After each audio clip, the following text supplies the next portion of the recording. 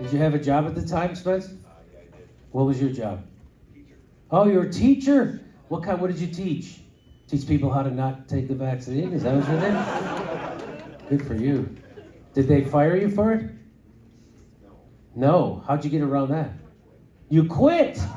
Good for you. Good for you, Spencer. Wow, so now what do you do? Just sell drugs to your friends? What do you do? Oh, your wife works? Oh, really? Oh, good for you, huh? Put her to work for a while. What is your name, young lady? Christy, nice to meet you, Christy. And what do you do for a living? You're a chiropractor. So you work for yourself? Oh, so you didn't make yourself get the vaccine, right?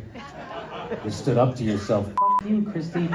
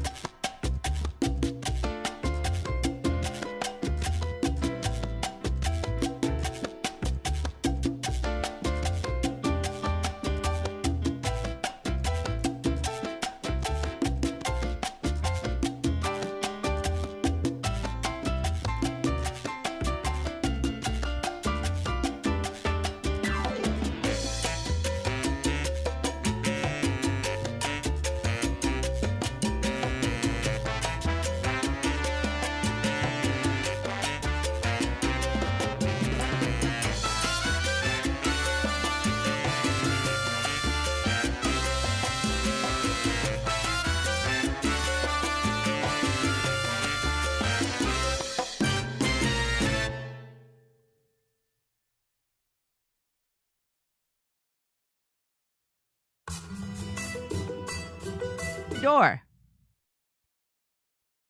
Hi, everybody. We got a great show for you today. You can tell because I'm wearing a suit jacket. And did you have fun in had Soul a great Joel's? time in Pottstown at Soul Joel's. That was fun. Those are 2 packed shows at Soul Joel's in Pottstown. Thanks, everybody who came out. It was great doing my new jokes. A lot of new jokes I have about the Charlie Kirk investigation, the Hep B vaccine. Cash Patel. And whore babies. Cash Patel. Whore babies. Whore babies. Okay, I'll see you January 11th in Waikiki at the Blue Note. January 11th in Waikiki. Do you have vacation plans in January? Let's see. I'll see you in Waikiki. And then January 30th will be at the Comedy Store. It's a very intimate show at the Comedy Store. We're doing 70 tickets. That's it. And we're doing the belly room. It's nice. Last guy I saw there was Dave Chappelle in the belly room. So I'll see you in the belly room at the Comedy Store January 30th. Only 70 tickets. Get your tickets now. Okay. I got to get to this. There's more explosive insiders coming out TPUSA to tell you about hooker vans and Mossad implanted inside TPUSA. So it just gets shadier and shadier. The TPUSA guys, all their shady business dealings. Now we find out that they had Mossad implanted inside TPUSA, according to this whistleblower. Let's listen. My name is Joshua Peterson. I'm a former representative for Turning Point USA, and I have a story to tell about when I was at training at Turning Point. So the first couple nights went as you would expect. It's pretty long and strenuous work. We were being trained very vigorously, and after the first few days, we were told that we were going to have some group time. And the first thing that I thought about that was that's going to be awesome. We get a group bond and stuff like that. And I get to hang out with my leader. However, this was not the case. We were going to be going out with our former representatives that had shown up from previous years and had been at training in previous years. And they were going to be the ones that were going to show us around the city. So I get paired up with these 2 specific people who I cannot name currently, but they take us out. And the first thing that I found very odd about, this Christian conservative company is they rented 2 stripper vans to take us out to the city. No strippers, but it was like there were stripper poles inside the vans. Very odd, very unlike, their values, but okay. Hey, come on, son. There's nothing more deeply spiritual than a stripper van full of hookers. You'll be saying, "Oh God," all night. Stripper poles, but no strippers? Do they make you earn that money $1 at a time in your G-string? Am I kidding? Come on. Here we go. And then once we got down to the bars in Arizona, they started getting us drunk. The former reps were. And very drunk at that. Sounds like a Jerry Sandusky operation. And then they started singling out people, and they would pull them out one by one to go outside and smoke like a cigarette. Now, when it was finally my turn to go and talk to them, they approached me and they asked me, "Hey, what are your views on Israel?" And I just told them, I think Israel's a good country. At the time, I thought so, at least. And they told me, "Okay, well, what do you think about, Mossad and, Israeli forces?" And I was like, "They're all right, yeah." And they were like, "What if we told you we're part of it, Israeli groups and forces?" And I was like, "Oh, that's interesting." And I'm like, "And you work for Turning Point, right?" And they were like, "Yeah, we do. We've been working for Turning Point for the past 4 or 5 years now." Now, at the time, I did not know if the company knew of this. I did not know if they were infiltrating the company by any means, but they were Israeli agents within Turning Point USA, and I knew that there were more as well. And there was many more of them in Turning Point. And it was a very concerning thing for me and a couple other representatives that we noticed. And we did end up bringing it up to our administration at Turning Point that this was going on. And they said they would take care of it.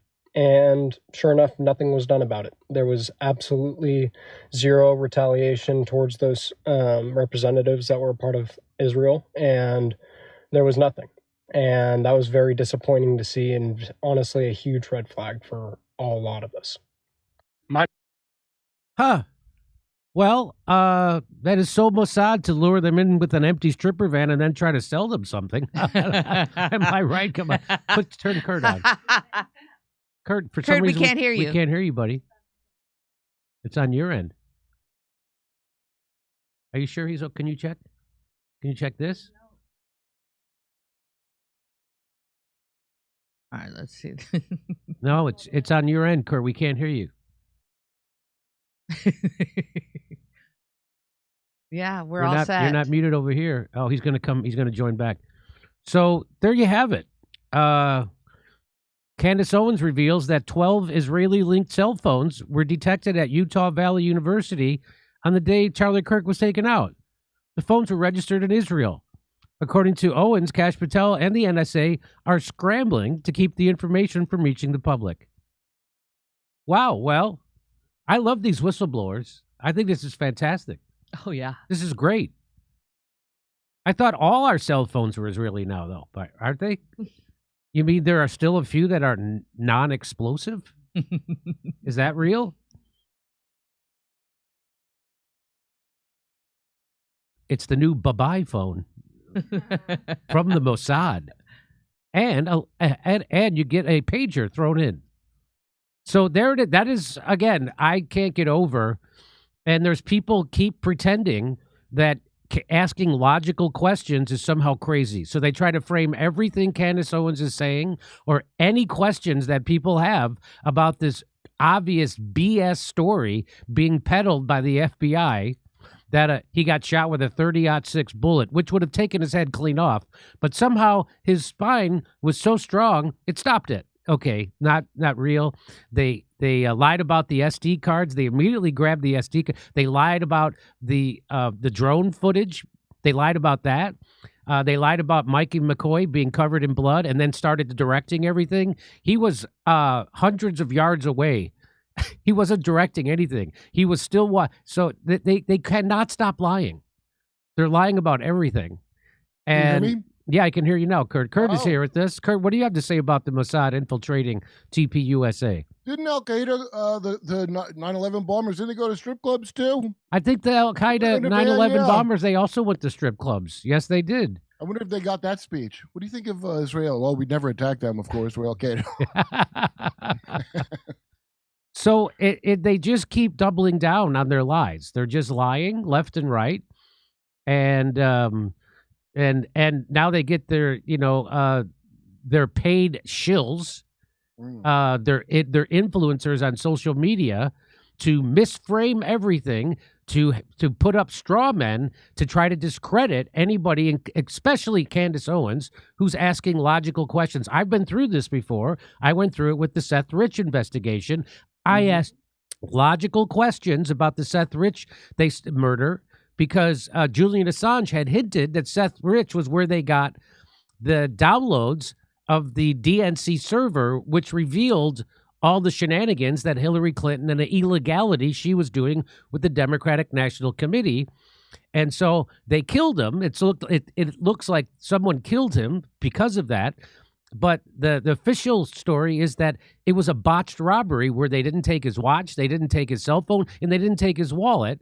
And so if you ask any questions about that, you're crazy. And now we know that the FBI has lied all along about it. They said they didn't have his laptop. Then they said they had it, but they couldn't get the information from it. Then they said, okay, we could get the information from it, but we can't release it. And then a court ordered them twice, the FBI, to release it, and they still won't release it 10 years later.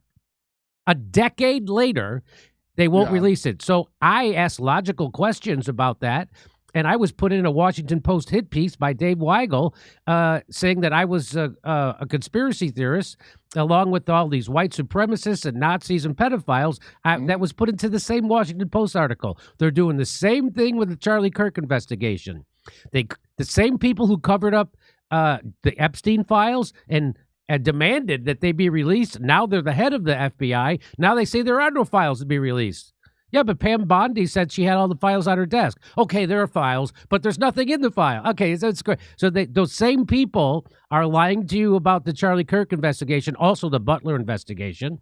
And But there is no Butler investigation. So those same people covering up everything, and the JFK, going back to JFK, RFK. Not a single one. Not a single one has been correct. Not a single one. That's right. Not one thing they ever told you was correct on any of them. On any of these.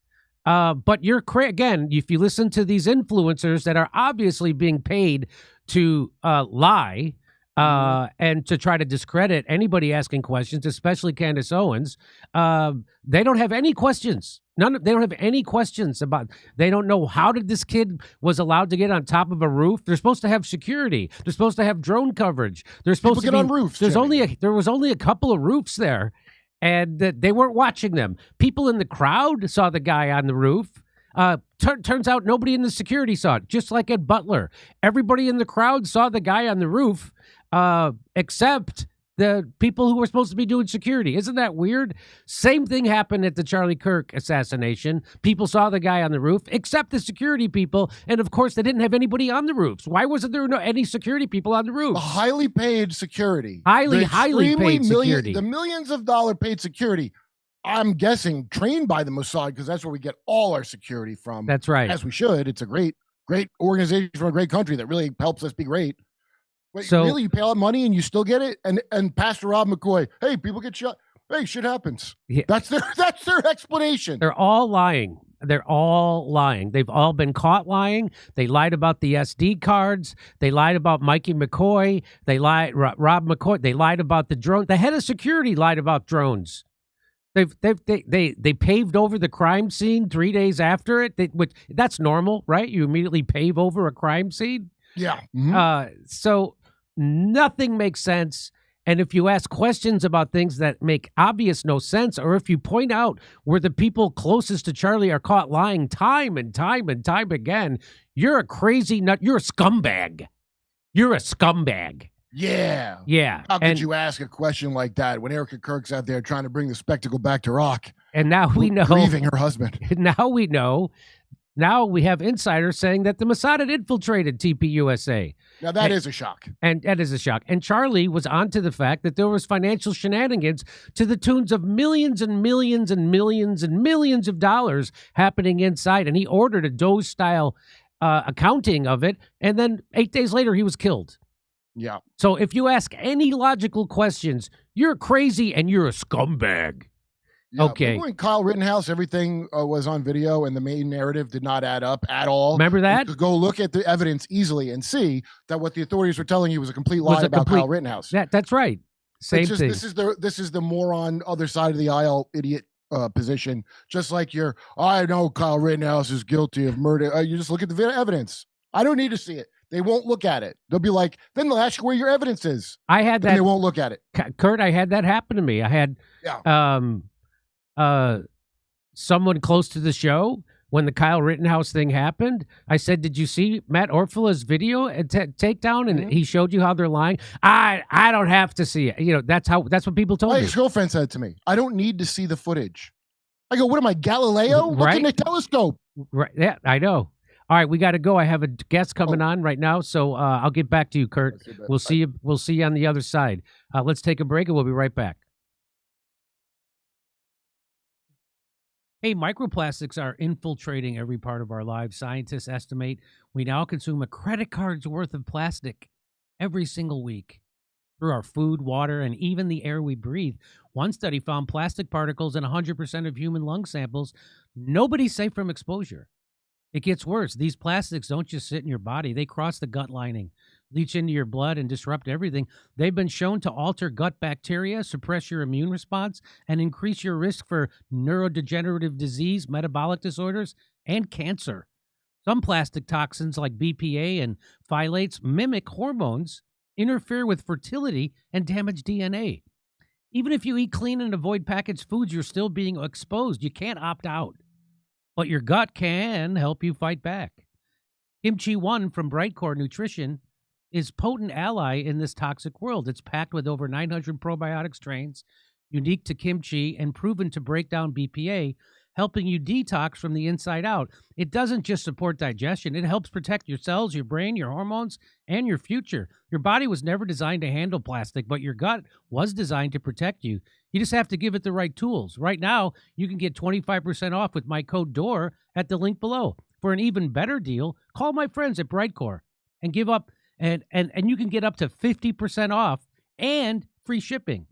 The number, 888-253-0418. It should be your book. Yeah, we should do this book Yeah, for you a could book do that. club. So we have special guest back on the show. Dr. Aaron Kheriaty is a fellow and a director of the Bioethics and American Democracy Program and the Ethics and Public Policy Center. He writes about his legal efforts to oppose coercive medical mandates and advocates for transparency from public health agencies on his Substack at aaronkheriaty.substack.com. His new book is titled Making the Cut, How to Heal Modern Medicine. There's the book. It's a great book. I started reading it last night. I couldn't put it down. I stayed up an extra hour or two than I should have, which is why I'm tired today, and I got to chew the nicotine gum for a little boost. But it is really a great a book. Everybody should read it. Please welcome back to the show, Dr. Aaron Kheriaty. How you doing, buddy? I'm great, Jimmy. Thanks for having me, and thanks for the kind words regarding the book. Oh, no sweat. I just wanted, let me just read a little bit. Let me go to page 10, because I have some things marked here. So you say, when our medical institutions are compromised by money, power, or other interests external to healing the sick, and when medical schools succumb to ideological fads, the risks to individuals and society cannot be overstated. If medicine itself is sick, we are all in trouble. Ignoring the illness only allows it to metastasize, and that is why I have written this book. Wow, so tell me about that. How is medicine itself sick, and what has it succumbed to? Well, if you look at the purpose of medicine, which is healing the sick and trying to make us healthier, I think on any metric of overall health in the United States, we're not doing well. So we spend twice as much as any other developed nation on our healthcare, which would lead you to think we're going to get better outcomes than other developed nations. But we barely break the top 50. I think we're ranked 42 or something like that worldwide in terms of things like all-cause mortality and the chronic disease burden. So not all of that can be laid at the feet of medicine and doctors. I mean, there's problems with our food supply. There's other issues that many people that are trying to address the chronic disease epidemic are rightly drawing our attention to. But medicine, I would argue, and I argue in the book, is certainly part of the problem. The primary purpose of medicine, I would argue the sole purpose of medicine, is training people who use their knowledge and skills always and only for the purpose of health and healing. There are many other important issues in society that need to be addressed. And certainly as citizens, physicians can get involved in addressing problems from poverty to climate change to international relations. But as physicians, and in terms of their medical training and medical education and medical schools and residency training programs, those need to be focused on getting physicians the knowledge and skills they need and forming them with the virtues and the ethical orientation they need to take those privileges that they've been given and place them at the service of sick individuals. So our job as physicians is not to fix all the problems in society. We can help with that in our spare time, but as physicians, our job is to attend to the needs of the sick patient in front of us. People are vulnerable when they come to us for help, right? There's an inherent imbalance of power in the doctor-patient relationship because illness makes us vulnerable. If I'm doubled over in pain in the emergency room because I have acute appendicitis, and a doctor walks up who I'd never met before and says, "Hello, my name is Dr. Kheriaty," or whoever, and I'm here to help you. How can I help you? We have to be able to trust that person. We have to be able to trust the medical establishment that trained and credentialed that physician who happens to be on call in the ER that day. If we're going to go under the knife and have them remove our inflamed appendix or whatever intervention it is that we need. And because we're not in a position in that moment to sort of stand on equal footing. Of course, we're equal in dignity, we're equal in rights, but in that moment, we're not necessarily equal in terms of the power imbalance. We have to be able to trust medicine. And one of the biggest problems I see today, especially following the madness that we endured from the public health and medical establishments during COVID, is that people no longer trust doctors. And I cite some statistics in the introduction to the book to that effect. In fact, here's one of the statistics, if I can just interject. A post-COVID Pew Research Center survey found that 71% of Americans doubt medical scientists will act in the best interests of the public. That's amazing. It's alarming, isn't it? Yeah, I mean, this is a majority of Americans don't trust biomedical scientists. There's another statistic there about basically a 30-point drop in trust in both physicians and healthcare institutions like hospitals, pre versus post COVID.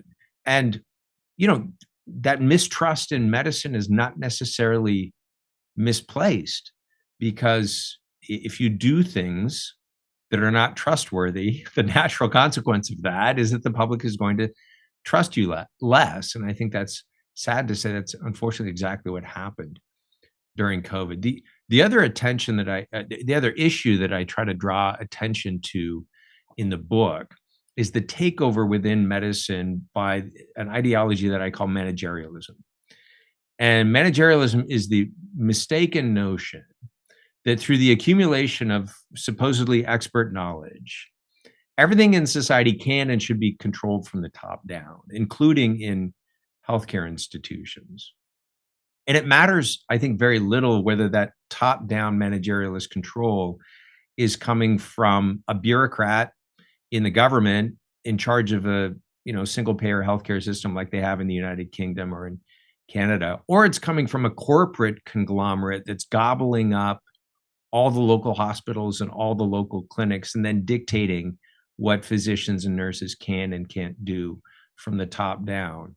We do need some regulatory apparatus in medicine, clearly, and there's a place for regulation within medicine. But I think the pendulum has swung so far in the direction of overregulation that doctors and patients become widgets in this kind of industrialized machinery of medicine. I think patients sort of intuitively sense this, right? When you go to the clinic or you go to the hospital and you're processed through the system where a doctor is staring at a computer screen, checking boxes, asking a series of questions that have very little to do with your chief complaint, not looking at you face to face, not examining you, not listening to what you have to say about your ailment.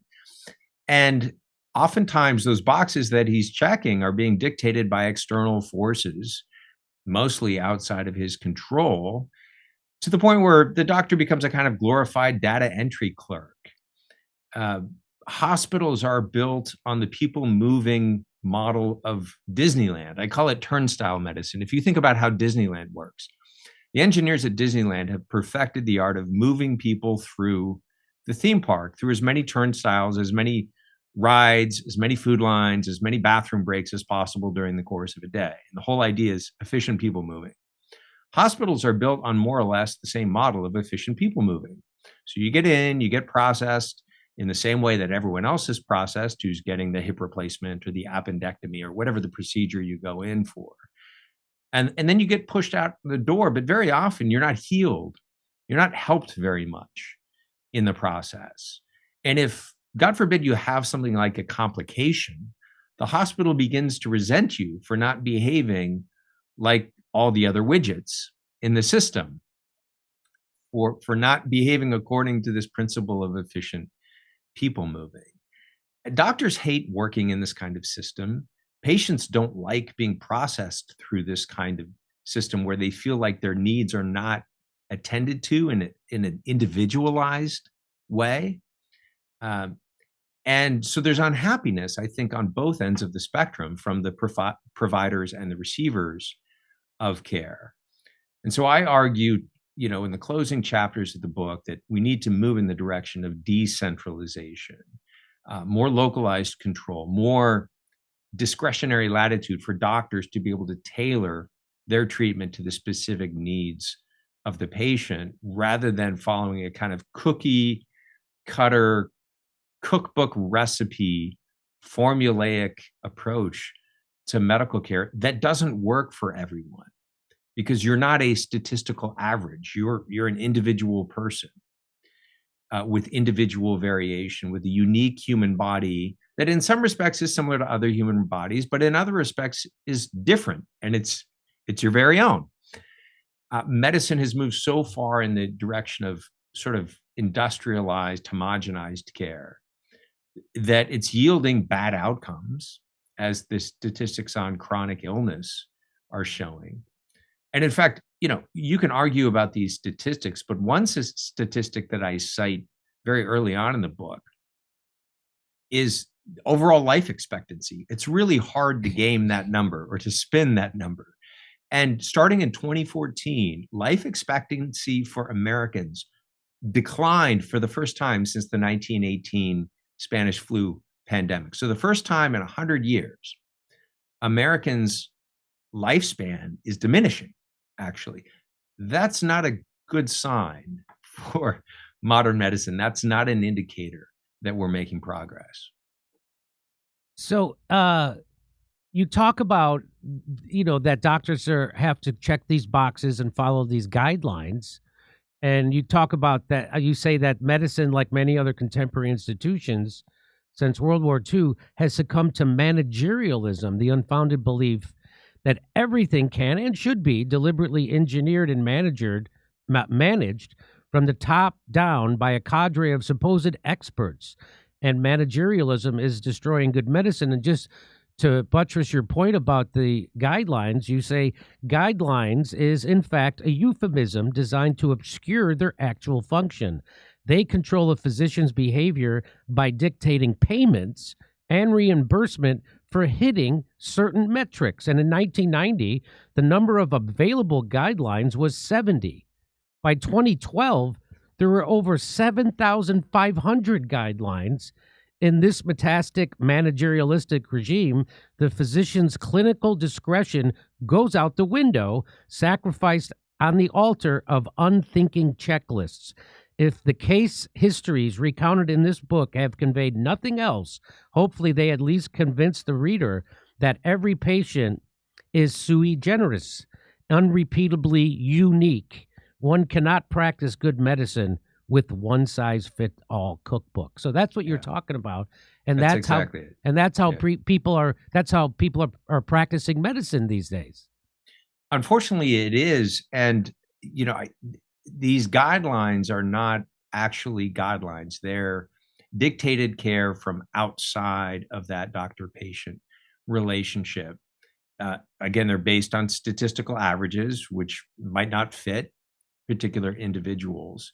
And so, for example, during COVID, just to go back to that particularly dark period in American medicine, if you went to your physician and wanted to have a reasonable, sensible conversation about the COVID shot, and you felt like you were hitting a brick wall because your doctor just said, well, you got to take the shot, and you raise your hand and say, well, but I already recovered from COVID. So I took biology 101 in high school and learned about this thing called natural immunity, which means that my immunity to this virus now is every bit as good. In fact, it's probably superior to what I would get from the shot. Do I really need the shot? Or I'm a young person, and young, healthy people are not dying of this virus. Do I really need a shot that is utilizing a new technology that, we haven't had a lot of experience with? And, your doctor most likely didn't sit down, and maybe some of them did, but many of them did not sit down with you and engage in this entirely sensible, reasonable conversation about the risks and benefits of an entirely novel technology for an entirely novel virus. What they did is just sort of unthinkingly and blindly say, no, you got to get the shot, you got to get the shot, you got to get the shot. Why? Well, maybe they had absorbed the considerable propaganda and fear that had been built up around this particular product or this particular virus.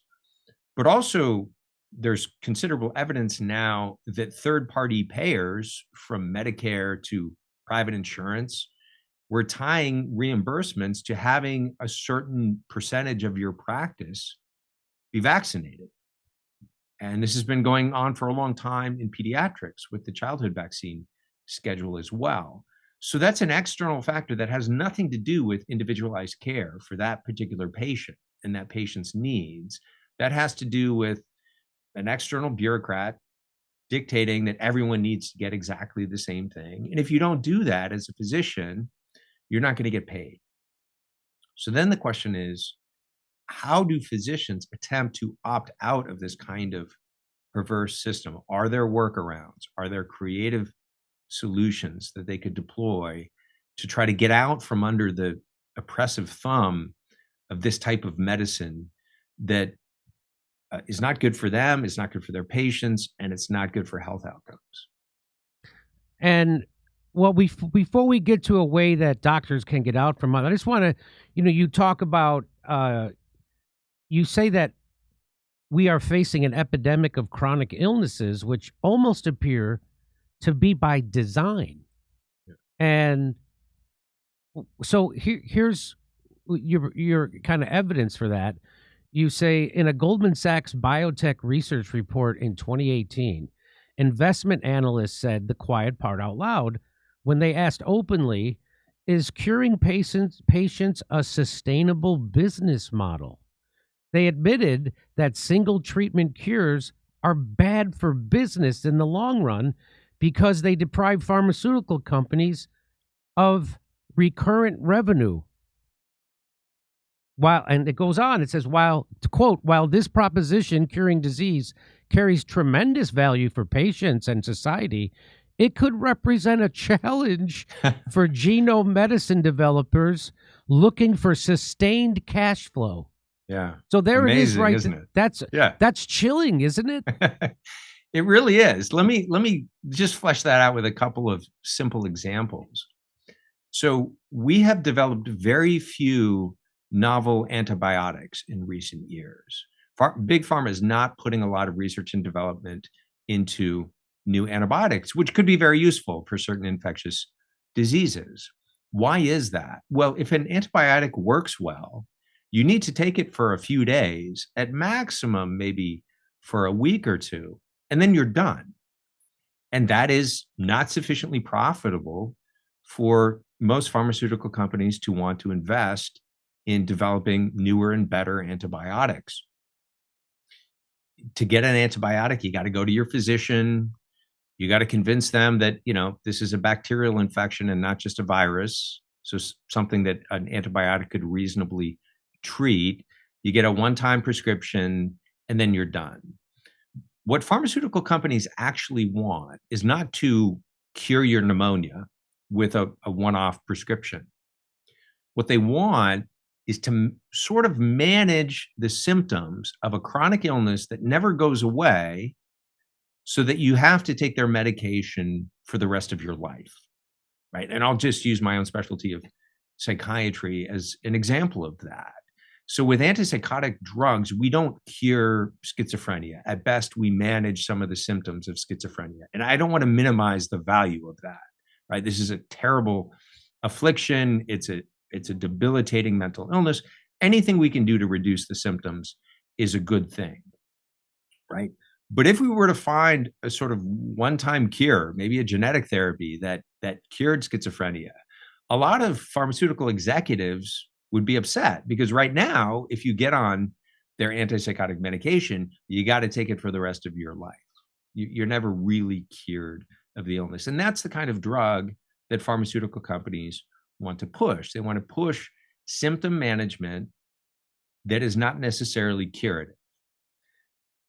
That's better than nothing. Again, I don't want to denigrate those interventions. And sometimes that's the best that we could do.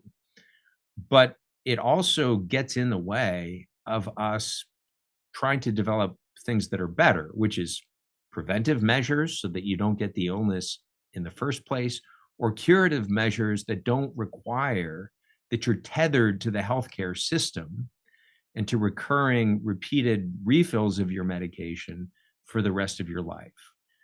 Medicine's pretty good at helping people with acute illnesses, acute trauma. So if, God forbid, Jimmy, you were to get hit by a truck on your way home from work today, go to the nearest level 1 trauma center and have the ER docs and the trauma surgeons patch you back together. But then for the rest of your recovery, get out of the hospital as quickly as you can and try to stay away from doctors. Doctors are good at that acute treatment, acute appendicitis, you got an inflamed appendix, you got to get an emergency surgery to save your life. Fine, great. Brain bleed that's, threatening to, threatening to kill you. The neurosurgeon might have to go in there and drain it and so forth. But for chronic illnesses, for the obesity crisis, for type 2 diabetes, for Alzheimer's, for chronic mental illness, we're much less effective at dealing with those issues. And we tend to sort of put on blinders and think that symptom management with medications is the only or the best treatment approach, rather than looking at what is the underlying cause, how can we prevent these illnesses, what are some non-medication, non-pharmacological interventions that might be helpful in dealing with these problems. Ozempic alone is not going to cure our obesity crisis. I don't want to throw out the baby with the bathwater. If you're morbidly obese and you've tried many other things, yes, Ozempic might be helpful for you. Okay, so I'm not denigrating the GLP-1 quote unquote miracle drugs. They have their uses, but they also have their risks. So Ozempic is turning people blind. It's turning people blind. It's causing, in some cases, gastroparesis, which is basically your stomach becomes paralyzed and you can't move food through your system. And sometimes, unfortunately, that continues even after you discontinue the medication. It can become a permanent, very serious problem. So the risks and benefits of something like this need to be carefully weighed. And the idea that we could just sort of put this in the drinking water supply and somehow that's going to get us on top of this obesity crisis without fixing the food issues, without fixing the other environmental toxins and things that are contributing to this, I think is extremely short-sighted. So, you talk about the, well, first of all, you talk about how physicians, because of the system that they have to work under, that you've been describing, all the guidelines and the external pressures, and that they take, you talk about how, well, first of all, you say that the primary job of healing is on the patient, right? And yeah. So talk about that a little. Sure. So just a sound philosophy of medicine sees the physicians and the nurses and the medical technology as things that help the body do what it's not able to do on its own, but the body is still the primary agent of healing. I'll give you a couple of concrete examples of what I mean by that. A surgeon does not actually close a surgical wound. A surgeon adheres the tissues that have been cut during surgery, adheres them together such that the body itself can heal the surgical wound. Antibiotics don't actually rid the body of infections. Antibiotics merely lower the infectious load enough that the patient's own immune system can then take over and rid the body of infections. That's why if your immune system is too compromised by, let's say, advanced AIDS or by chemotherapy that destroys your bone marrow, you can give all the antibiotics in the world that you want, and you're not going to clear the patient's pneumonia because the immune system itself has to do the work in addition to the medication that we're giving the patient. So it's important to remember this because we have this notion that the body is just sort of like a complex machine made up of interchangeable parts. And the physician is like an auto mechanic that can just open up the hood and rearrange the parts and sometimes replace the parts and fix me when my body breaks down. I think that's not an adequate understanding of what physicians do. The body is not a passive, inert piece of machinery that the physician just tinkers with. The body is a living, dynamic whole, naturally oriented toward health and healing. And the physician's job is to remove obstacles that get in the way of that. But the patient himself has to also assume some degree of responsibility for healing, which is a liberating idea. It means I don't have to depend entirely on the healthcare system for everything that I need. Doctors are there to help me when there's certain things that I can't do on my own. But one of the themes in making the cut, one of the sort of central ideas that I try to circle back on frequently in the book, is empowering people, again, with knowledge, with maybe even some degree of training, to take responsibility for their own health and to loosen up the sort of monopolistic control that medicine has on healthcare interventions. Back in the 18th and 19th century in the United States, there were these very popular manuals, sometimes written by physicians, basically teaching, I mean, mostly mothers, the essentials of nursing and the basics of medical care. And 100, 200 years ago in this country, the average American citizen knew more, at least relative to the knowledge of medicine at the time, knew more about medicine than the average American does today and could do more. We have thousands of medications now FDA approved on the market. I would say a couple of dozen that are really useful, that are like perennial favorites.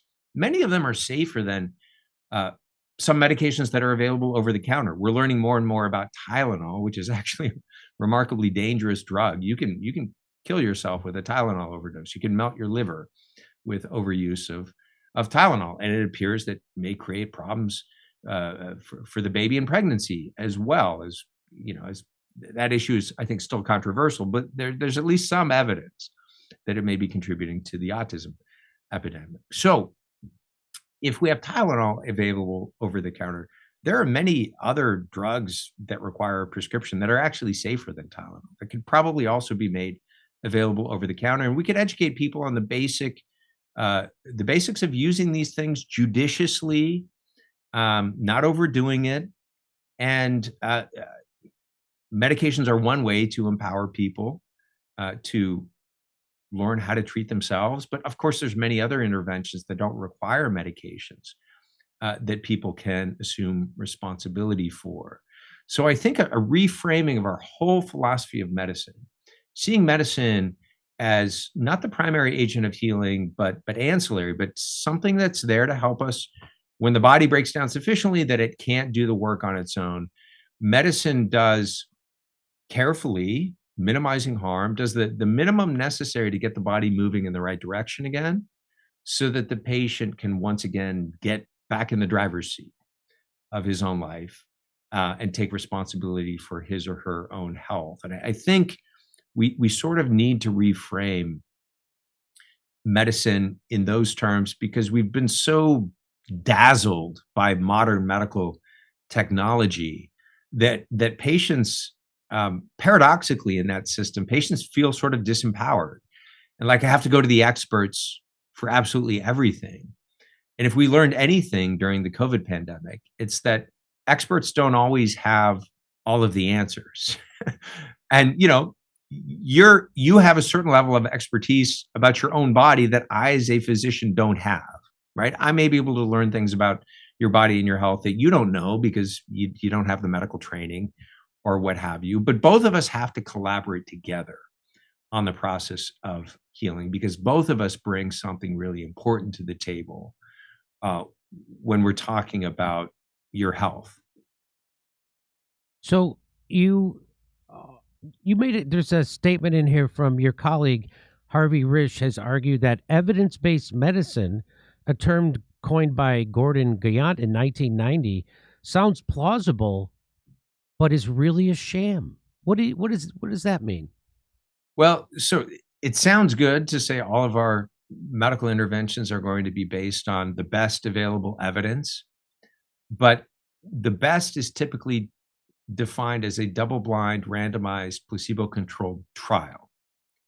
And that definition of what constitutes the best available evidence skews things in favor of expensive pharmaceuticals, because pharmaceutical companies are the only ones who have the resources to conduct that type of study on their products. So that tends to sideline older, very often time-tested, generic drugs that can be repurposed for off-label uses, like ivermectin for COVID, for example.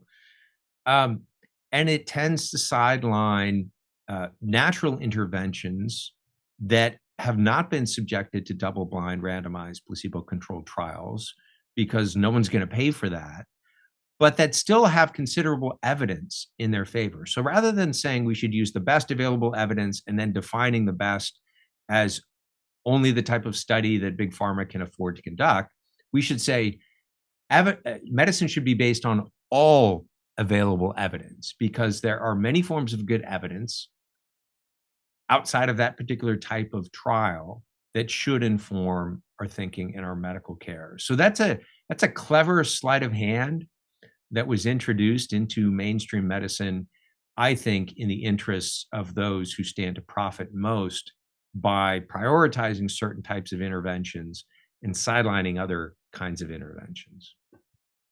So you also talk about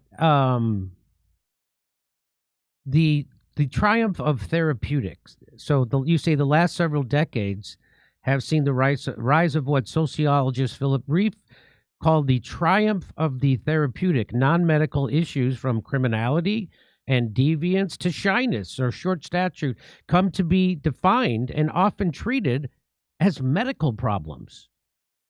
Could you speak about that, the triumph of the therapeutic? Yeah, so this is the problem of what's often in the literature called medicalization. That's taking a normal variation in physiology or in psychology and pathologizing it. So short stature would be a good example of that. If you take a population and you plot out their height, what you get is a bell curve with most people, somewhere around the average height, and a few people on the tail end of the bell curve that are exceptionally tall and play in the NBA, or a few people that are exceptionally short. Now, there are certain pathological conditions that can impair your growth because they impair your bone growth or what have you. Those things that really are pathologies, sure, medicine can intervene and treat. But if you don't have a pathology, you just happen to be on the shorter end of the normally distributed bell curve. The idea that we should consider that a pathology and then give you growth hormone basically puts people, first of all, it subjects you to medical interventions that have potentially dangerous side effects. And it just moves the goalposts, right? Because if all the people who are on the short side start taking growth hormone, the average height just moves up, and there's always going to be people that are shorter. And so that you get into this cycle of sort of chasing your tail. This happens in psychiatry as well, where normal temperamental traits like shyness, which might be undervalued in a particular type of society like ours that's very driven and tends to value traits of extroverts, when that gets characterized as social anxiety that requires an SSRI prescription to sort of tune up your temperament, that's another example of taking something that's a normal human variation or a normal human trait and medicalizing it and pathologizing it, and then proposing that basically what you need is an expensive medical intervention to deal with this issue. While that may be very profitable, again, I'm sort of picking on pharmaceutical companies, but while that may be profitable for big pharma, it's not necessarily good for patients or society. We become less tolerant of normal human variation. And we also take on the identity of having pathologies that are actually not diseases or illnesses or mental health disorders.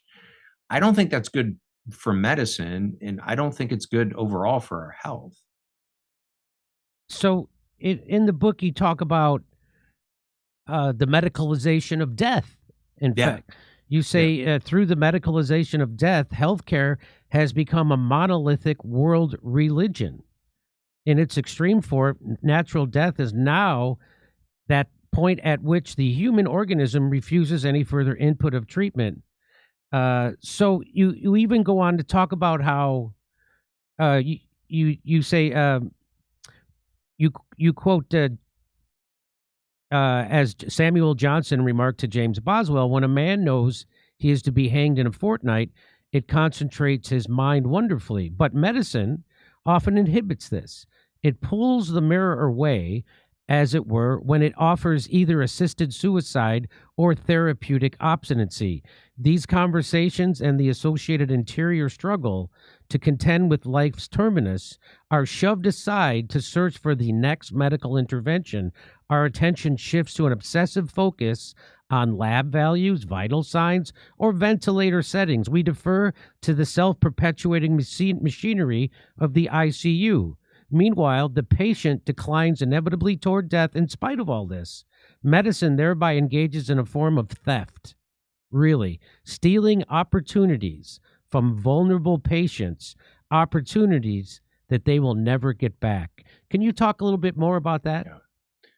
So it's very important for medicine to accept its limitations. And death is the ultimate horizon against which we practice medicine. And I argue in the book that, contrary to some of the blank checks that overzealous geneticists and so-called transhumanists are writing, death will never be conquered by science and technology. And the effort to do that is not only futile, but I argue it will become dehumanizing. It will end up doing more harm than good. So medicine has to accept, if medicine sees death as the last enemy to be conquered at all costs, then Jimmy, it's going to lose in every case, because the human mortality rate continues to hold steady at 100%. In spite of all the wonderful advances of modern medicine, our patients are eventually going to die of something.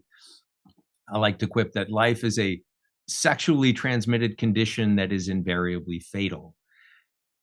So what happens in modern medicine is, if you poll people today, most people would prefer to die at home, surrounded by family and loved ones.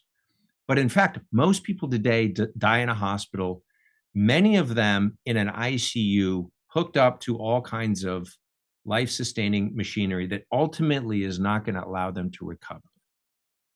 And to me, that is a disservice to patients. And medicine, sometimes when you end up in the ICU, the medical machinery has a kind of momentum of its own. And we keep going for the sake of keeping going, not because it's actually going to help the patient recover. At a certain point, it becomes obvious to physicians that death is inevitable, and we're only prolonging the dying process unnecessarily. And so medicine has to have the humility to be able to step aside, first of all, to be honest with patients when cure becomes impossible, not to abandon them. We never abandon care, even when cure is impossible. We continue to provide comfort care, palliative care, but we inform them honestly that no, your cancer is incurable.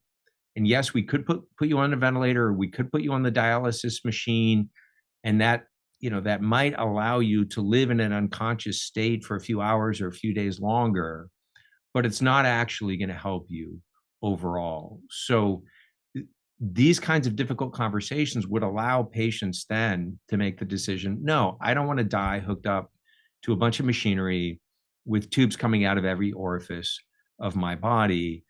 I want to go home and transition to hospice care or comfort care. And I argue in the book, the section you read mentions doctor-assisted suicide and euthanasia, which I think is another form of abandonment. And it's paradoxically, it's a form of denial, because it attempts to control the one thing in our life, which is death, that reminds us that we're not in complete control, that there are certain things that we have to accept, including our mortality. So I have a whole chapter in the book on death and dying and the relationship of medicine to death and dying. And I think it's important for medicine to try to extend life when we can, within reason and in ways that are helpful to patients, but also to recognize that it's an exercise in futility to try to completely conquer death, and to allow patients to face their own mortality without giving them false hope or false reassurances that we can cure them when we can't. I think to allow them to do that is to practice a sensible and humane medicine. And there's some doctors that are very good at that, but I would say our healthcare system as a whole is not very good at that today, which is why we're not giving patients what they want, which is to die peacefully at home. We're subjecting most of them to unnecessary medical interventions at the end of life that don't at the end of the day help patients and only prolong the agony of the dying process. Now, you talk about, all the undue influences on how medicine is actually practiced in the United States, and how it's all those guidelines we talked about, and Yeah. the result is that you say not only are trust levels tanking and diseases worsening, but the number of doctors also is dropping dramatically. Physicians are quitting in droves. According to the AMA, 1 in 5 doctors will leave medicine in the next 2 years, while 1 in 3 will reduce their hours. Wow. So that's, This is a very serious concern, right? yes. Because who wants to practice medicine as an unthinking widget? That's not why you go into hundreds of thousands of dollars of medical school related debt and 4 years of medical school, 4 to 6 years of residency training, maybe additional training in a subspecialty after that, in order to be an unthinking robot, right? Mhm. So physicians are unhappy with this managerialist system. They know that it's not delivering good care. And so burnout becomes a serious problem. And it's interesting. There's been quite a bit of research on so-called burnout among physicians, doctors just getting fed up to the point where they leave medicine. Doctors work long hours. The work is sometimes stressful and difficult just by the nature of what you're doing. You're dealing with life and death. You're dealing with people under stress because they have cancer, and it's hard. It's hard work. But it turns out that the things that contribute to physician burnout are not long work hours or even the stress and strain of dealing with serious illnesses. The things that most contribute to burnout are doctors feeling like they're not allowed, because of the system that they're working within, to deliver the best care to the patients that they're capable of giving. So they experience what they call in this research literature moral injury. My conscience actually becomes burdened by the fact that I don't feel like I have the freedom to give patients what they actually need and what I know I could provide if I worked in a more sensible healthcare system. That, I think, is what's contributing to this problem of doctors leaving the profession. It's going to contribute to a physician shortage, right? If you think it's hard to get in to see a specialist now and you're waiting for months on end to see the doctor that you need, well, I'm sorry to report that problem may actually be exacerbated in the next few decades as more and more doctors retire early or leave medicine entirely to pursue other professions. So what can we do about that? Well, you talk, is this when you talked about you've started the Hippocratic Society? Is that what you're talking about? Sure. So, I mean, the Hippocratic Society is one example of the kind of parallel medical institutions that we need to develop. And just very briefly, I'm one of 4 founding physicians of this new professional society for medical students. We're at a couple of dozen medical schools now. You can go to hipsoc.org to get more information on the Hippocratic Society. But the Hippocratic Society is about learning to practice good medicine. And our goal in the next 10 years is to have a Hippocratic Society chapter at every medical school in the country. And, this was started by doctors from Stanford and Duke and Harvard and myself, in large part because we saw a hole in the formation and education of physicians that needed to be filled. There's a huge need for other parallel medical institutions. I draw on a strange source to describe what I think needs to happen to fix medicine. And the source that I draw on in the later chapters is the dissidents in Czechoslovakia under Soviet communism in the 1970s. So what do those people have to do with fixing modern medicine?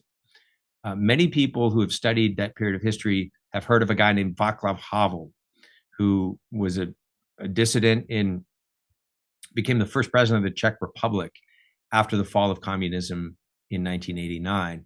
He had another colleague named Václav Benda, who wrote an essay arguing that in that society, which was, again, top-down control, in that case by the government, of all of the institutions of civil society, educational institutions, media and communication, medicine, healthcare, you name it. How do you get out from under the thumb of an oppressive regime like that? And this guy, Václav Benda, wrote an essay advocating for what he called the parallel polis, that we need to develop parallel institutions in all these areas, medicine, healthcare, communications, media, education. And in a society like that, if you try to break out of the system and do your own thing, the Leviathan, in that case, the state, or in our case, let's say mainstream medicine or public health, could target you for elimination. They could come and crush you, gobble you up, right?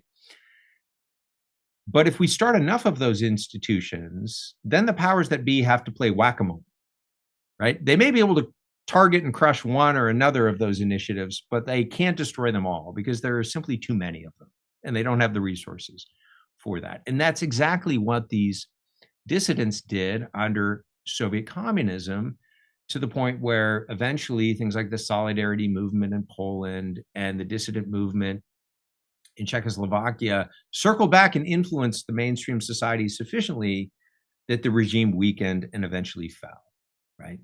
So I think we need something similar in medicine. We need new models of healthcare delivery, new models of payment and reimbursement, which do many things, including cut out a lot of the bureaucratic middle managers that are not contributing anything productive and are really costing a lot of money and getting in the way.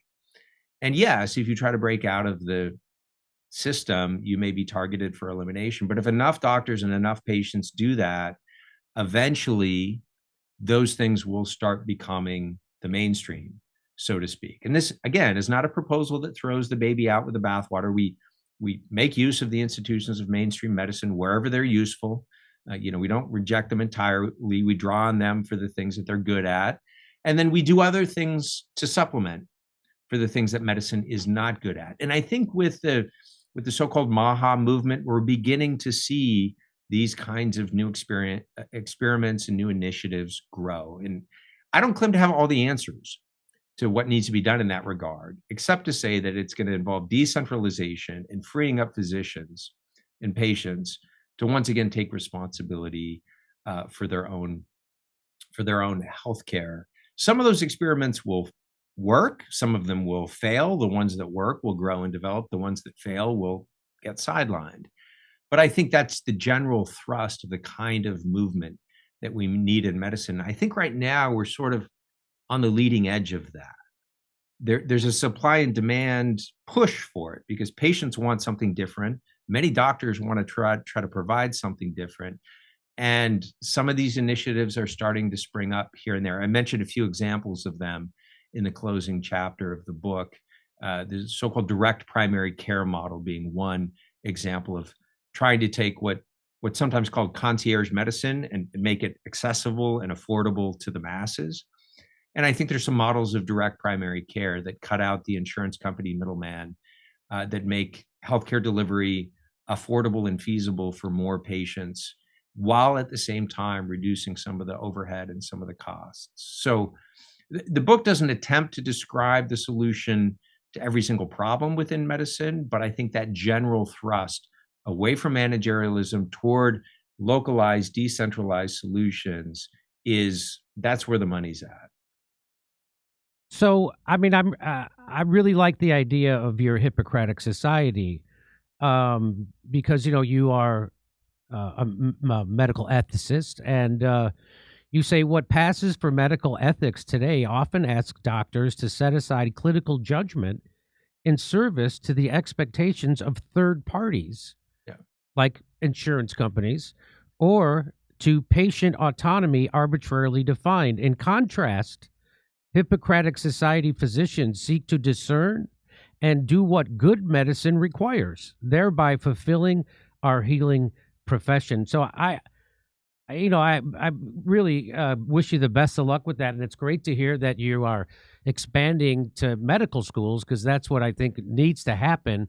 But I just wanted to ask you, to me, the big problem in the United States, at least, is that we have medical insurance that companies that control access to Yes. treatments, and it's all based on money, and they take a third of the money that we spend on healthcare and they put it right in their pocket while adding zero value to the medical treatment itself. That's right. They add no value, yet they suck up a third of our medical dollars being spent. Yeah.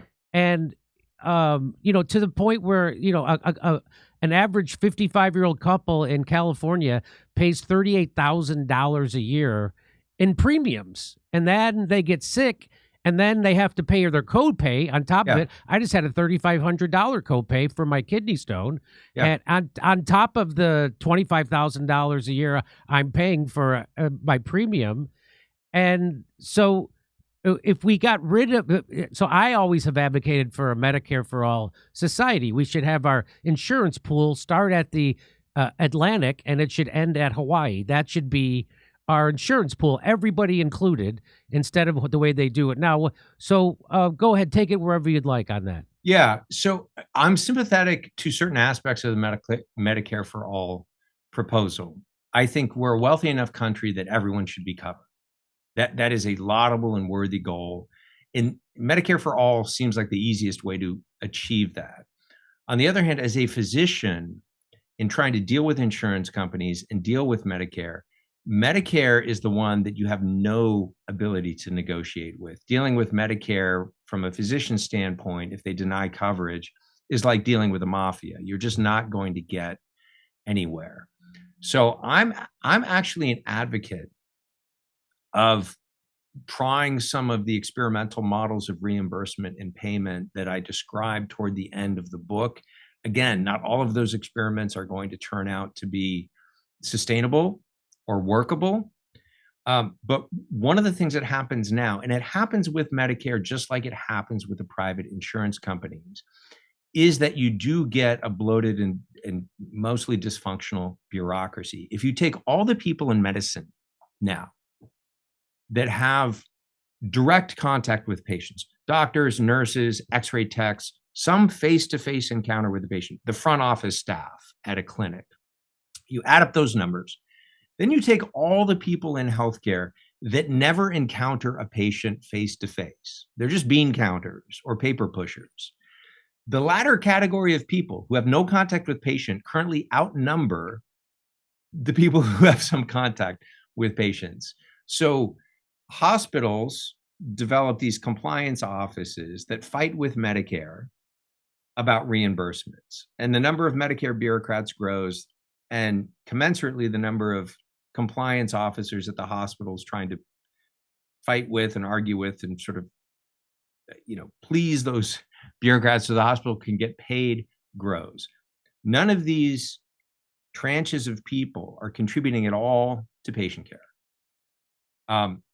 So I would say I agree with you that every American should have healthcare coverage. Absolutely. I mean, I think that's a moral imperative. I think we need to do better in that regard. I'm not convinced that Medicare for all is the right way to do that, although probably some sort of government-sponsored safety net, maybe that's it, maybe it's something else, is a piece of that puzzle. At the same time, when you only have one game in town, you have monopolistic control, and you have a small number of people making decisions for everyone. And I do get concerned about placing an inordinate amount of power over these decisions in the hands of a few government bureaucrats at the Center for Medicare and Medicaid. So while I laud the goals of the Medicare for all proposal, I also worry that it could have some potential downsides. I don't necessarily have an alternative proposal that's going to beat it. So you can call me out for that hypocrisy. I don't claim also to be an expert in healthcare economics. I'm just speaking from my perspective as a physician trying to provide patient care from within this system. But yeah, I mean, the basic idea of that proposal, the basic moral thrust of that proposal, I think is correct, that everyone needs coverage. People shouldn't wake up in the morning worrying about going bankrupt because of medical bills. And we are a wealthy enough society that we can do that. On the other hand, if we allow bloated, dysfunctional bureaucracies to grow to undue proportions, and we waste a third of our healthcare dollars on things that don't actually help people, proposals like that start looking less sustainable. So whatever the solution is, it's going to have to involve some reduction of the size and scope of the bloated bureaucracy. Yeah, I mean, I would accept your critique that Medicare for all has downsides, but nowhere near the amount of downsides that our current system provides right now. I was just in Australia, and everybody has what you had described as a safety net, a basic level of health care and guaranteed to them, and then they can buy insurance for things above that, right? And I think that kind of hybrid system is probably the best way to get some of the best of both worlds. Yeah, I would also agree with that. And that was what Tulsi Gabbard pushed when she was running for president in 2019, and I was okay with that. There's also a thing called Crowd Health. Now, they're a sponsor of this show. I don't know if they still do.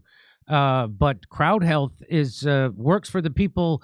It seems it's another alternative. It also has some downsides, but it's certainly much better than the system we have today. And Crowd Health is just where people pay in very low premiums. And then if someone gets sick, they send out a note to everybody who's in their Crowd Health network. And they, instead of sending their payment to the Crowd Health offices, they send a payment to the person who needs the money. Yeah. It's kind of a genius idea. Crowdsourced healthcare funding sounds sort of risky, but it seems to be working remarkably well. I mean, the people who sign on to this, and take what looks like a kind of risky proposition. What if people don't come through? What I'm hearing about, that's one. There's a couple of other models along those lines. That's precisely one of these kind of intriguing models. This parallel polis idea that I'm pushing. I think that crowd health is a perfect example of the kind of thing that we need to try, and see how it goes, and then tinker with, and maybe we develop a kind of hybrid system that utilizes multiple strategies to try to get coverage for everyone. But at the end of the day, we got to take care of people. And right now, the safety net is the emergency room. Yeah. Under this law called EMTALA, which requires that we stabilize people in the ER. But then when the ER becomes your primary care physician, that's terribly inefficient, terribly expensive, and places an undue burden on that particular medical specialty. So the safety net system we have right now is definitely not optimal. It's horrible. Well, I'd love to keep talking to you. I just want to also say thank you for your work during COVID, and I think it certainly contributed to people's lack of, now 70% of people don't trust the medical system to work in their favor, in their best interests, and I think a lot of that came because of COVID. I'm sure you would agree with that, and I know you paid a personal price for it. It's funny, you were against mandates of the COVID vaccine as a medical ethicist. And so what did they do? They decided to fire the medical ethicist over his official opinion on medical ethicism. So that was just, so you paid the price. You stuck your chin out and you did the right thing. And so you're the perfect person to set up this organization to go and educate medical students on what it really means to be a physician. So thanks. Again, it's really a great book. I didn't think I would enjoy it as much as I'm enjoying it, and I couldn't stop reading it last night. Couldn't put it down, and I'm paying for the price for it today with my sleep. But Dr. Aaron Kheriaty, there's the book. It's called Making the Cut. It really it talks about how you became a doctor. How I love the quote in the book where you say, you're not a physician because you went to medical school. You went to medical school because you're a physician, which is such a great way to look at it. Thanks. And anyway, I mean, it's available at Amazon, and where all good books are sold. Making the Cut: How to Heal Modern Medicine by Dr. Aaron Kheriaty. I really appreciate you coming on. Thanks for writing the book, and hope to talk to you again soon. Thanks, Jimmy. Appreciate it. Okay. All right. Over to Steph, and we'll be right back. Okay, here we go, ladies and gentlemen. 10 years, celebrating 10 years. That is pretty terrific, I'll have to tell you. What do you need? Oh, you know what? We'll be right back. You ever notice how just standing up after sitting too long feels like a full contact sport these days? Knees crack, back, props, and suddenly you're wondering when walking to the fridge became cardio. It's not your fault. Modern life's made us too sedentary, and our bones and joints pay the price. And that's why I came across the Juvent Micro Impact platform. It got my attention. This thing uses safe micro movements, not those high impact machines that can actually mess you up, to gently activate your body's natural systems that support mobility, comfort, and long-term vitality. Turns out people using this thing say they're feeling less pain, too. It can help you improve circulation, support bone and joint health, relieve constipation, and even boost your energy and lymphatic flow. If you haven't already, go back and listen to my episode with Juvent's president to hear the science behind it. It only takes 20 minutes a day, and it's built for people who want to stay active, strong, and independent without risking injury. So here's the deal. Head over to juvent.com/door. That's JUVENT.com/DORE and use the code DORE for $300 off. There's a 6-week buyback guarantee and a 10-year limited warranty. So you've got nothing to lose except your pain and stiffness. Try it today. Your future self will thank you. Oh, we are back, ladies and gentlemen. Hey, I want to say, we had such a great time in Soul Joel's. And yes, Joel has a soul. If that was the question that you were like, oh, I want to know. We meet so many nice people. It is always so, we're lucky. We're very fortunate that the people that come out, and, Jimmy says this at the shows, that all the club owners and theater places, they always tell us that our fans are super nice. They are. Yep. They tip well. They really are very happy to be there. It's really, hey, how did that meetup go? I know somebody was talking about the 6 p.m. meetup. I was wondering how that went. I forgot to ask. And then I remember I met Kathy. Kathy, I remember. And you're a friend of Del Bigtree. And so next time I see Del, I'll make sure to say hello. I don't know if I'm going to run into Del. And then Isaiah. Isaiah, you're such a big teddy bear. And he said, Steph always has good hair. I'm like, really? Thank you, Isaiah. All right, here we go.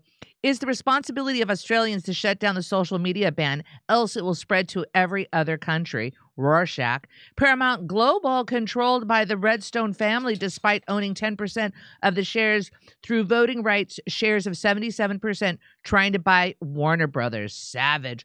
The Redstone family is Jewish, according to Savage. I don't know if that's true, but a decade of Dore, we want more. That is a great slogan, Natalie. I like that. My doggie's here. Hi, doggie.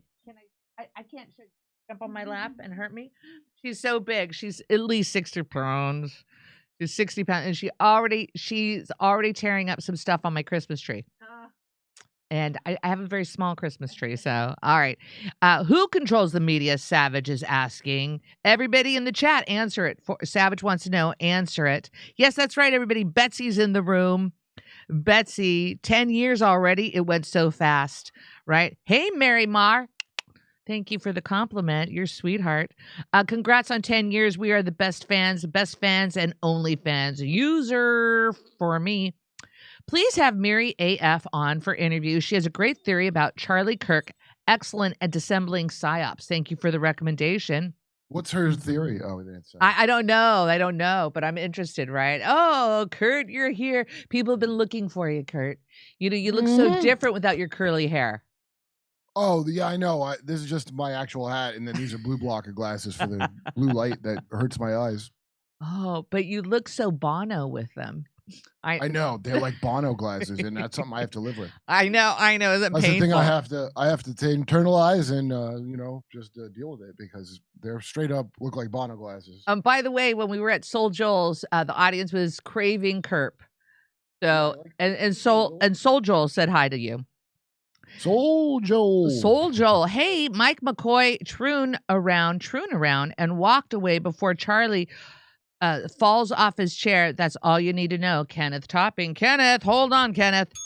I haven't seen anything suspicious with it. I'm just quoting people that said that. I haven't seen anything that makes me think anything. So, I mean, I didn't look, and I'm not going to. But Poor TPUSA.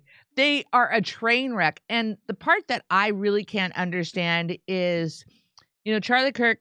I didn't watch him much. I before his assassination, I really didn't, watch much of his exchanges, found his debates on campuses.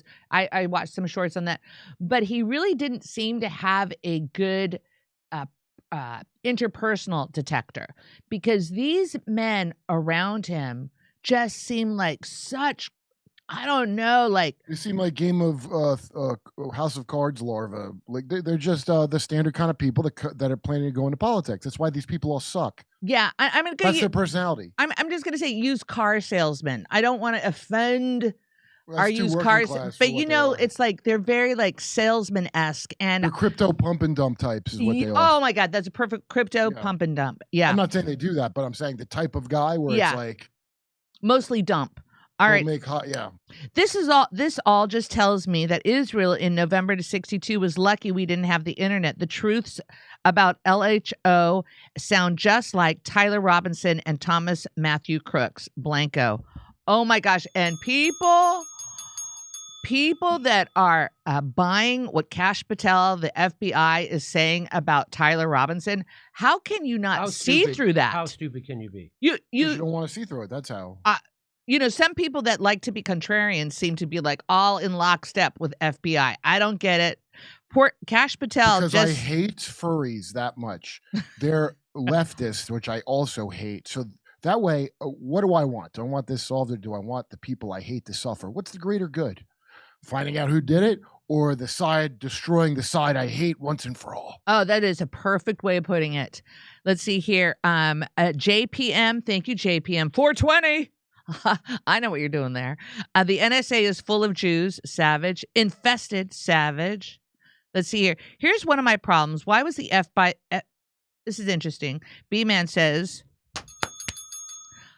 here's one of my problems. Why was the FBI there in the first place? Also, they took Charlie's body on Air Force 2.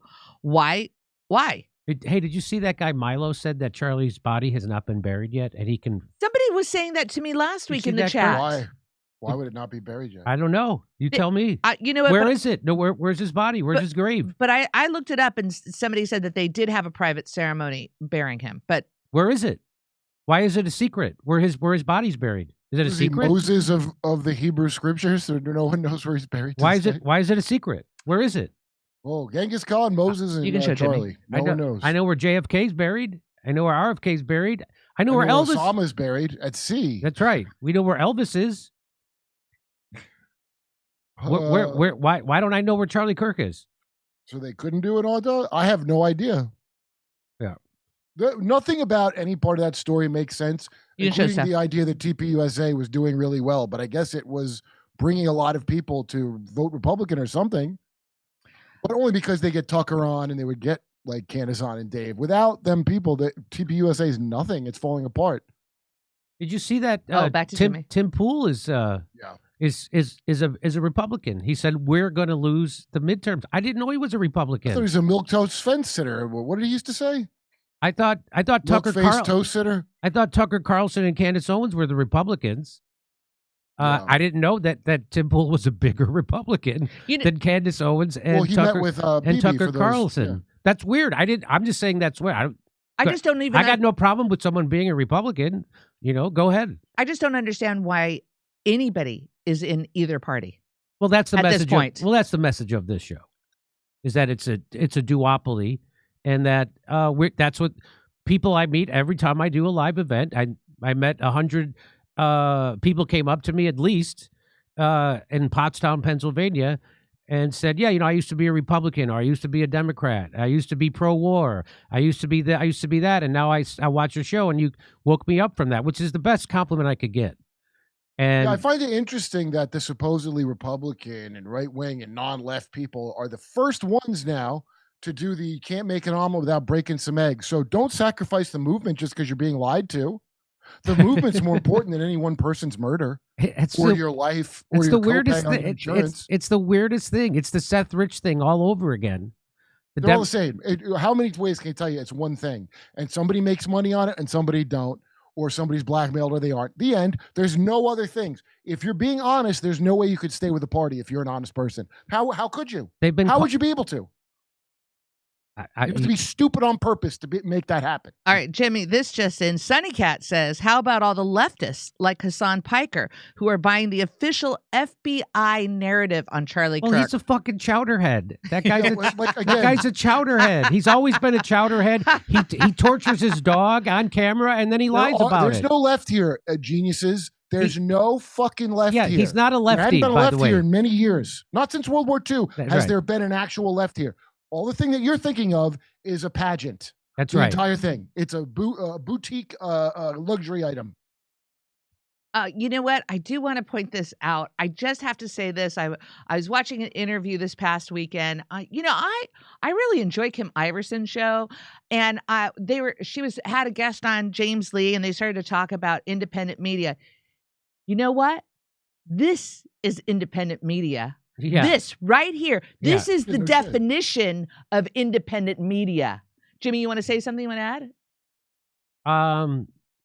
Well, independent. Do you have what? a big donor? Do you get phone calls from donors, Jimmy, that says, "Hey, you can't have Steph say this or Kurt say that"? Do you have that kind of donorship? I do not, but apparently, Breaking Points does. What?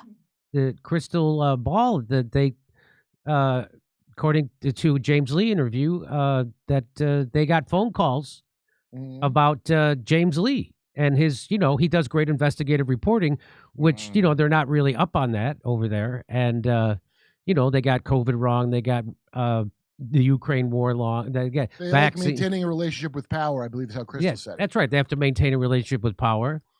And so they got phone calls complaining about James Lee. And who called?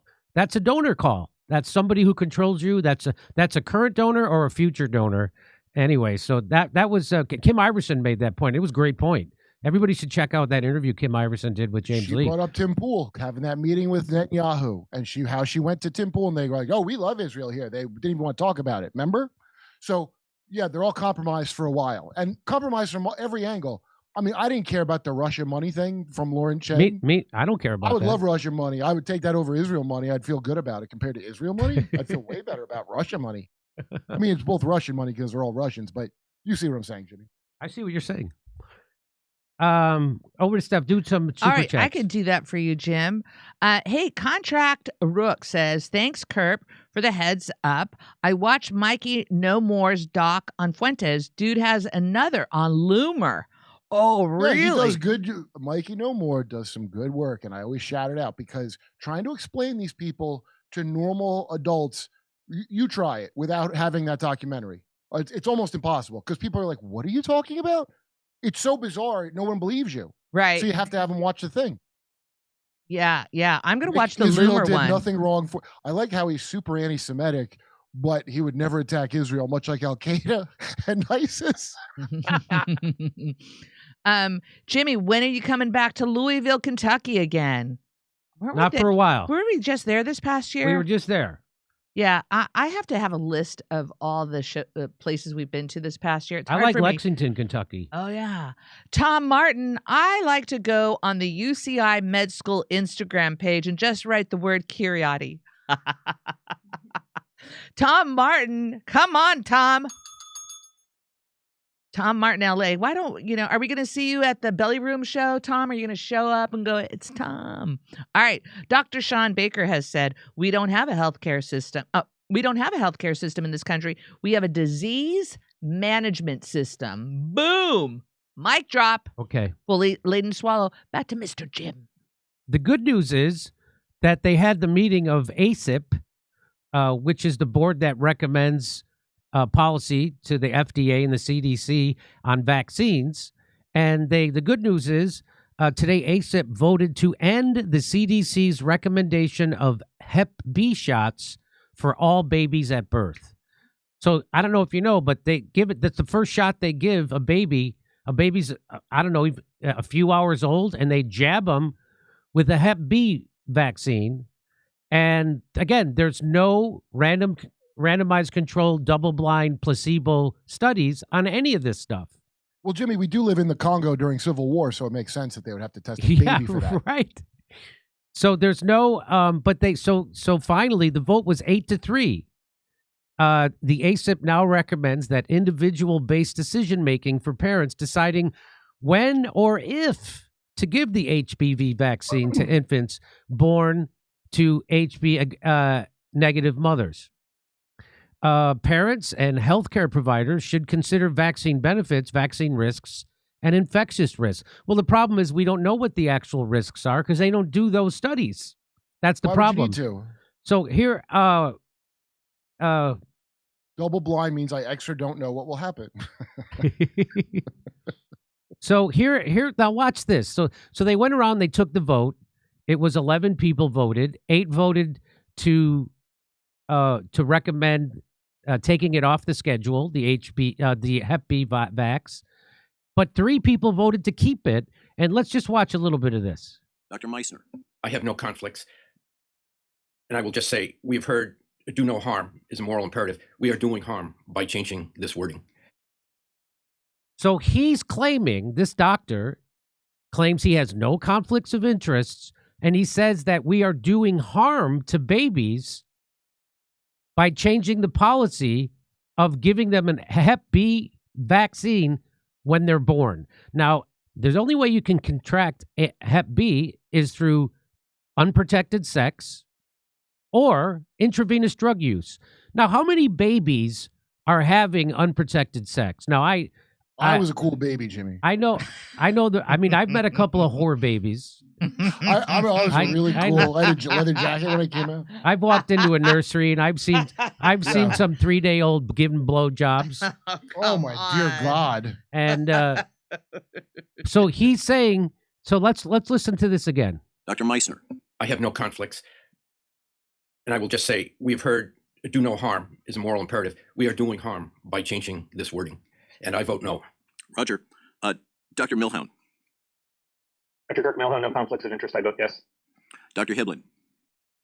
Dr. Hiblin, no conflicts of interest. I agree with Dr. Meissner that this has a great potential to cause harm, and I simply hope that the committee will accept its responsibility when this harm is caused, and I vote no. So there's 2 doctors who I'm pretty sure are just lying through their teeth, or they're the worst doctors in the world, because how do they know it's going to do harm?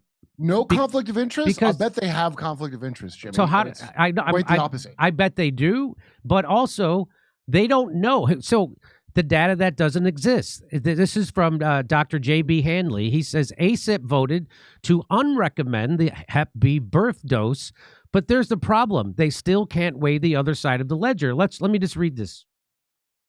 Watching this vote unfold, I couldn't help but notice the absurdity of the debate itself. Committee members who opposed the change kept saying variations of the same thing. Quote, we heard do no harm as a moral imperative. We are doing harm by changing this wording. You just heard 2 people say that. 2 of those doctors that voted to keep jabbing babies as soon as they come out of the womb with a Hep B vaccine that has, again, no placebo studies, that you can't catch hepatitis unless it's through unprotected, risky sex or intravenous drug use. So why would you give it to a baby? Why wouldn't you give it to a grown-up? Well, another said no rational science has been presented to support the change.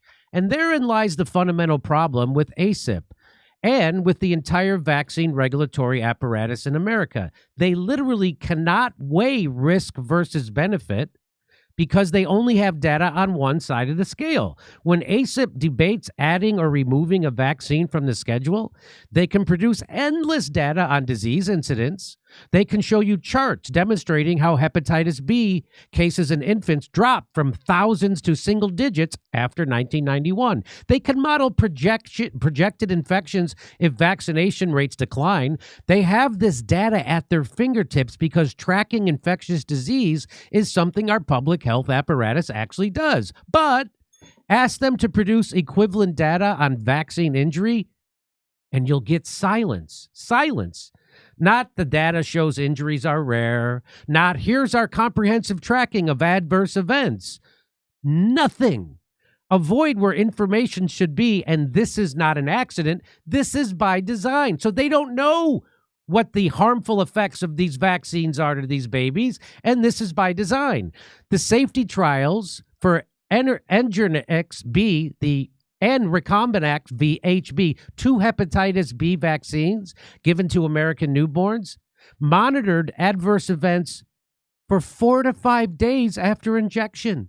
That's it. They didn't monitor them for a year or 6 months or 5 years or 10 years, which is how long you're supposed to monitor. That's it. 4 to 5 days. So if your baby, so if your baby develops seizures on day 6, or regressed into autism over the following months, or developed autoimmune disease in the following year, none of that would appear in the pre-licensure safety data. And it's just like if you got the COVID vaccine and you died the next day, they didn't count you as being vaccinated. They counted you as being unvaccinated for at least 2 weeks after your vaccine. The same sort of thing. And the post-market surveillance VAERS is a voluntary reporting system that the CDC itself acknowledges captures only a tiny fraction of adverse events, meaning vaccine injuries.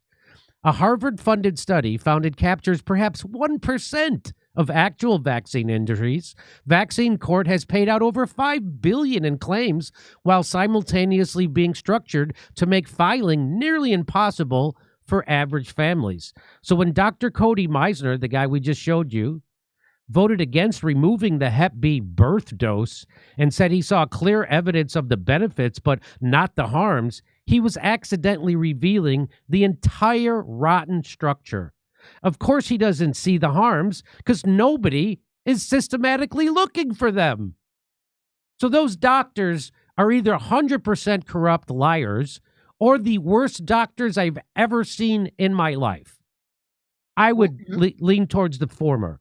You heard how they said it. It sounds like when somebody goes no homo, but you got a great ass, Jimmy. Like if they said it like that, like no conflict of interest, but this is really bad. So I don't think it's going out on a limb here to say that they know exactly what they're doing the entire time and they just want money. There's no way they can be smart enough to be a doctor and they don't know what's happening. This makes them. I think it's worse than money. I think it's intentional harm on the population in general, like Mengele. I think money, that would be a nicer motive than how evil these people are. So do you want to know how the hepatitis B vaccine got added to the child schedule? It was because they invented this vaccine and nobody would take it. And people were taking it. That's gross. So what they decided to do was they go, don't worry, we'll just add it to the child schedule. And this is so so the prior CDC ASAP justification for giving hepatitis B vaccines wasn't about protecting the health of children. Children should never be used to shield as a shield to protect adults. And Robert Malone, the guy who invented the mRNA vaccine platform, says, just so we're all clear, historically, this is why the CDC ASAP recommended Hep B vaccines for children. Right there, this is from the New York Times. That's from March 1st, 1991. If adults won't go for the shots, then give them to babies. That's criminal. Is that on the side of the box? That's how that happened. You think that's the slogan of those vaccines? That right? That's the slogan. Just give them to babies. Or shrug. So it says here, this is from March 1st, 1991, the New York Times, second paragraph. It says, it is the first time that Immunization Practices Advisory Committee of the Public Health Service has recommended vaccinating children for a disease whose victims are almost always adults. If adults But here's Robert Kennedy's going to tell you why they did this. Most of the vaccines after 1989 were added not for public health reasons, but for pharmaceutical profit reasons. So why are we vaccinating one-day-old babies for hepatitis B when the only way they're going to get hepatitis B is, hepatitis B is sexually transmitted. You get it from having sex with, from multiple partners in gay sex or from sex workers or intravenous drug use. Why would you give that to a baby? It clearly the only reason. In fact, Merck, when it developed the drug, was told by FDA and CDC, we want you to develop this for those vulnerable populations. And the populations, when they didn't buy it, Merck went back to the agencies and saying, you told us to develop this vaccine, nobody's buying it. And CDC said, don't worry, we'll just recommend it for children. We'll force everybody to buy it. So that's how it got on the schedule. There's no medical justification. It's true that you can get hepatitis B from an infected mother, but every mother in every hospital in the United States is tested for hepatitis B, so you can identify the kids who would benefit. You don't give it mass population-wide. So people weren't taking it. And so they're like, oh, we'll just give it to the kids. This is like in Catch-22 when the guy had chocolate-covered cotton balls, and they were like, you can't feed people cotton. He goes, well, they better eat it because I bought all this cotton. That's what this is. Yeah. I mean, fluoride's got to go in your water. We have all this extra fluoride from the old plant, and it's got to be dumped in your water. So it's for your kids. The solution to pollution is dilution. What's that? I never heard that. You never heard that? Mm-mm. Yeah, so that's how they got rid of the poison fluoride. They just diluted it, put it in our water, and they said it was good for us. And of course, it lowers the IQ of people. Yeah, that's documented. Dumber than I should have been. That's documented. So if you grew up drinking tap water with fluoride in it, you're probably dumber than you should have been. I'm going to take probably out of it and say definitely. You're definitely dumber. So that's why I have a reverse osmosis machine in my house to take out all that stuff. We actually have a sponsor of Cove Pure is our sponsor. Makes great tasting water, fantastic, and it's reverse osmosis, so it takes out all that garbage. It takes out all the fluoride, all the chlorine, all the everything, all the forever particles, everything. So makes me feel good to promote something that I use it. We have it in our house.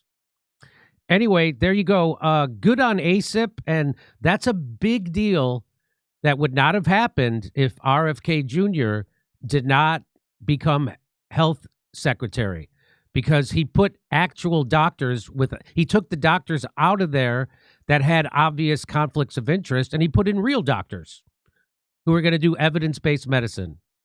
And so, I mean, I know it's just amazing to me that people who are smarter than me, have zero questions when they have a baby, and they let them jab their baby on day one with a Hep B vaccine. And they don't even know why. I ask them, I talk to them. I go, why would you let them give your baby on day one a Hep B vaccine when the only way they can catch it is when they're an adult and they use intravenous drugs or have unprotected sex? Why not wait till they're an adult to give it to them, the Hep B vaccine? And my friends just literally say to me, that's the first one they give them. What am I supposed to do? Well, you're supposed to not let them. That's what I would do. I mean, look, it's LA, dude. They're not known for their great parenting out there. Yeah, it's not known for you're supposed to protect attention to things that affect your children. LA. Yeah, you're supposed to protect your kid. That's what you're supposed to do at all costs. In LA, you're not. In LA, you're supposed at all to costs. You're going to let somebody. You're going to let some big pharma dictated medical procedure that your kid doesn't need. I'm gonna have a mutilated and there's no placebo studies to prove its efficacy. There's no placebo studies to prove it's safe. I'm not a scientist. It's just that's what you're supposed to do. You're supposed to be there and advocate for your child. That's what you're supposed to do. I'm a parent, not a medical guy. Now, people will say, "Well, Jimmy, you're not a parent, so what do you?" So that's okay. All right, I guess I should shut up. You sound better than the parents you described, Jimmy. You sound better than them. It sounds like I know my mother would have never allowed anything like that. I all due credit to my mother. She wouldn't have guzzled Tylenol if she heard Tylenol was bad for babies. She'd have stayed the fuck away from it on the off chance it would harm her children. So the thing of shaming mothers who did that, yeah, you should be ashamed. You stink. You're supposed to not do that, stupid. I hope you feel ashamed. So this is a big deal that babies won't be shot up with Hep B vaccine. And I say good on the ASIP committee, good on Dr. Robert Malone, and good on RFK Jr. And even for all his bad poetry, he's doing great work. Okay. I mean, that's like shutting down the border, how they did finally. It was like so easy to So turn easy this- to do. They could shut down. They didn't need a wall. Turns out Trump didn't need a wall. Nobody needed a wall. They could shut down the border at the snap of a Yeah, finger. everybody could have done their job. Just That's like right. we didn't need to take our shoes off at the airport for 20 years. Yeah, that's right. So if you like to hear my jokes about this Hep B vaccine, you can come see me January 11th in Waikiki at the Blue Note. It's a beautiful room. See you in Waikiki January 11th. It's a Sunday. Then I'll see you January 30th at the Comedy Store in Los Angeles. There's only 70 tickets, so you better get your tickets quick. All right, over to Steph. All right, Jimmy, how do you feel about it's time to go to Rumble? It's 5 p.m. All right, let's go to Rumble. All right, ladies and gentlemen, the link will be here first. Hold on, let me do it. I am pinning the link. That's the way we do it here. And I have to do it this way, folks, because if I pin it too early, you know what happens? I can't get to your super chats. YouTube cuts me off. All right, folks, see you at Rumble.